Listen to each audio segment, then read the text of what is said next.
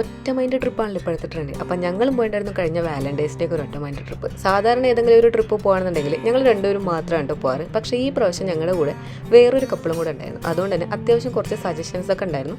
Finally എല്ലാവരും കൂടെ Vagamon choose ചെയ്തു. കഴിഞ്ഞ കുറച്ച് കാലമായിട്ട് ഞങ്ങളടുത്ത് പലരും ചോദിക്കുന്നുണ്ടായിരുന്നു, നിങ്ങളിതൊരു വാഗമൺ പോയില്ലല്ലോ. അതുകൊണ്ട് തന്നെ ഞങ്ങൾ ഒരുപാട് എക്സ്പെക്ട് ചെയ്തിട്ടായിരുന്നു ഇങ്ങോട്ട് വന്നിട്ടുണ്ടായിരുന്നു. പക്ഷേ ഇവിടെ വന്നപ്പോൾ റിയൽ വേഴ്സസ് റിയാലിറ്റി ആയിരുന്നു ഇവിടുത്തെ അവസ്ഥ.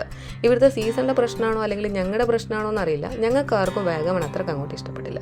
ഏതായാലും ഇത്രയും ദൂരം ട്രാവൽ ചെയ്ത് വന്നാൽ ഈ ഏരിയ കംപ്ലീറ്റ് ഒന്ന് ചുറ്റിക്കറങ്ങി കണ്ടിട്ട് എന്തെങ്കിലും തീരുമാനിക്കാമെന്ന് വിചാരിച്ചിട്ട് 1-2 മണിക്കൂർ മൊത്തം ചുറ്റിക്കറങ്ങി കണ്ടെങ്കിലും ഒരു ദിവസം സ്റ്റേ ചെയ്തിട്ട് എക്സ്പ്ലോർ ചെയ്യാൻ മാത്രം ഒന്നുള്ളതായിട്ട് ഞങ്ങൾക്ക് തോന്നിയില്ല കേട്ടോ. മൂന്നാറും വയനാടൊക്കെ വിസിറ്റ് ചെയ്ത ആൾക്കാരാണെന്നുണ്ടെങ്കിൽ അതിന് എന്തെങ്കിലും എക്സ്ട്രാ അല്ലെങ്കിൽ ഡിഫറൻ്റ് ആയിട്ട് എന്തെങ്കിലും ഉള്ളതായിട്ട് ഞങ്ങൾക്ക് ആർക്കും തോന്നിയിട്ടുണ്ടായിരുന്നില്ല. പിന്നെ ഒന്നും നോക്കിയില്ല, ഞങ്ങൾ നേരത്തെ ബുക്ക് ചെയ്തിട്ടുണ്ടായിരുന്ന സ്റ്റേയും ക്യാൻസൽ ചെയ്തിട്ട് നേരെ വിട്ടു ഞങ്ങളുടെ നെക്സ്റ്റ് ലൊക്കേഷനിലോട്ട്. അപ്പോൾ അതിൻ്റെ വിശേഷങ്ങൾ ഞാൻ നെക്സ്റ്റ് വീഡിയോയിൽ പറയുന്നതായിരിക്കും. അപ്പോൾ നിങ്ങൾ ആരെങ്കിലും വാഗമൺ വിസിറ്റ് ചെയ്തിട്ടുള്ള ആൾക്കാരാണെന്നുണ്ടെങ്കിൽ നിങ്ങളുടെ എക്സ്പീരിയൻസോ ഒപ്പീനിയൻസോ ഒക്കെ ഒന്ന് കമൻറ്റിൽ അറിയിക്കട്ടോ.